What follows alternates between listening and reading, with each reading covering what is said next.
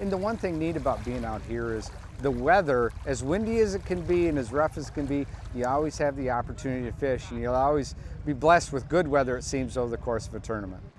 The Missouri River is known for its good fishing and good boating.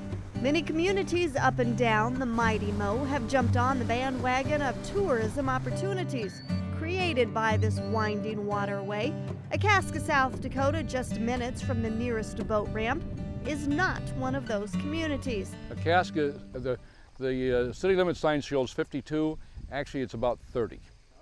But on weekends and Friday night and Saturday, it turns into about 200 to 250 because a lot of people from Aberdeen, Watertown, and the surrounding communities have cabins, mobile homes out here, and they come out on Friday night after work and they stay the weekend and fish. Oh, I probably fish about 120 days a year on the water, so that's why I moved here.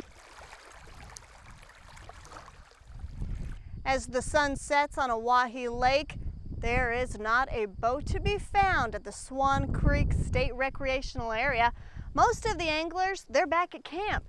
They're picking out their bait, tuning up their rods, and preparing for tomorrow's big event, which means in about 12 hours, this quiet, beautiful inlet located on the Missouri River will rock and roll.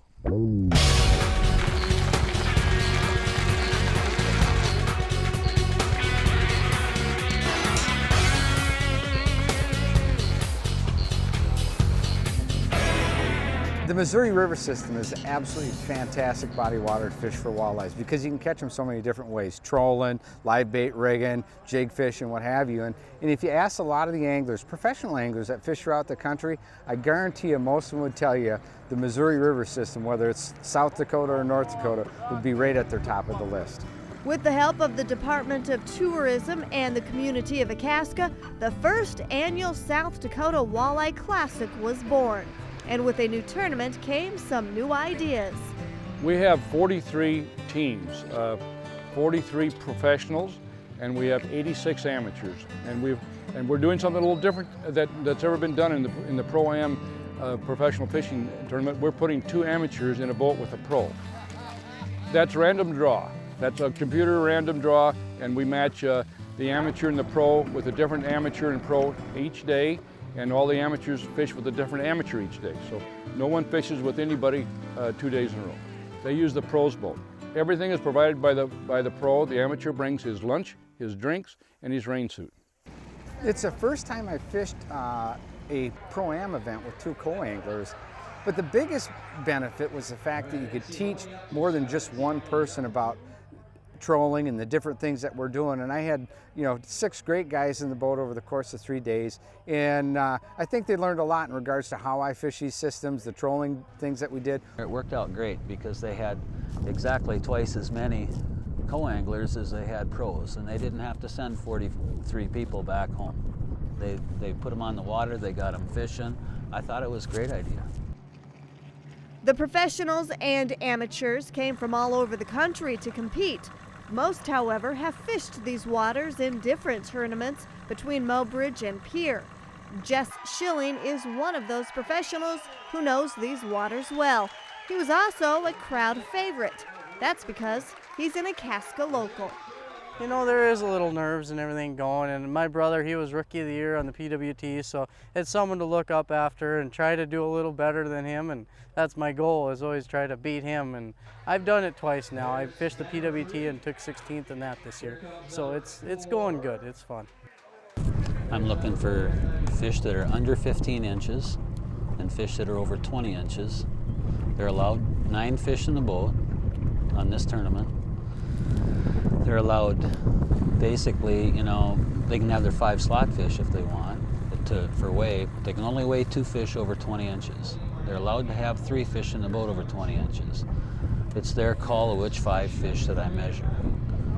Purse with the 43 pros, the first place is $15,000, and then it goes down to 10 places for the pros.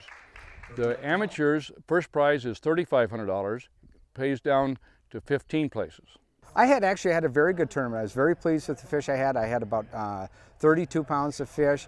It was a good tournament for me. The only thing I didn't have was those overs. I only had one fish over 20 inches. In an event like this where we could weigh 5, of which 2 fish could be over 20 inches, if you got that fish that was somewhere around 4, 5, 6 pounds, and there was even a couple of big 9-pounders that were weighed in, boy, you moved up the leaderboard, and you had to have those big weights to be in the top, and my hat's off to those guys that are sitting there. It's great. It's great fun. I had a wonderful time fishing in the tournament and enjoy every minute of it. Jess didn't walk away with the winning check. That went to Watertown native Lynn Jerns. Thank you, Acasta. Really appreciate it. However, the true winner of this tournament goes to the mighty town of Acasta. After 3 days of fishing and announcing the official winner, it's time to unwind with a little music from the Johnny Holmes Band.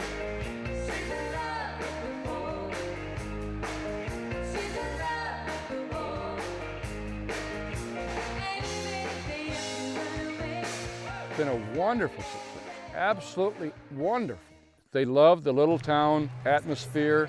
They love the friendliness of people, the helpful, I mean, people are just willing to help. This whole community has got behind this. It's saying something for the town and what you can do for that weekend. It's not only a fishing tournament, it's a gathering of everybody and the people. And Nope, there's number 2. How many fish you got in there? You know it's only 5. He's got a whole basket full. Where's the game board? I think we're over our limit. That boat right there was Rick Olson's boat that he used last year on the Pro Tour. Bought it cheap.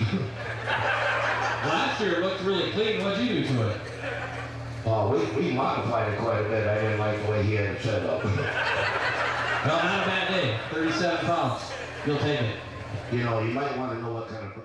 They exceeded my expectations, and like I said, I've had the opportunity to fish all over the country in championships and different celebrity events for a community of 59 people or so. They did an outstanding job. It's absolutely amazing and pretty special to me to come to an event in Acasta, South Dakota, that absolutely supports the outdoors and competitive walleye fishing. If it wasn't for people like yourselves, communities like this would go away. And it's critically important that we support the companies that support fishing and hunting to make sure places like Acasta stay on the map forever. Thank you for having me here. It's been a wonderful time. I am extremely proud of all of the people that have donated, the volunteers that have donated their time. If you didn't get a chance to see it this year, by all means, schedule it for next year.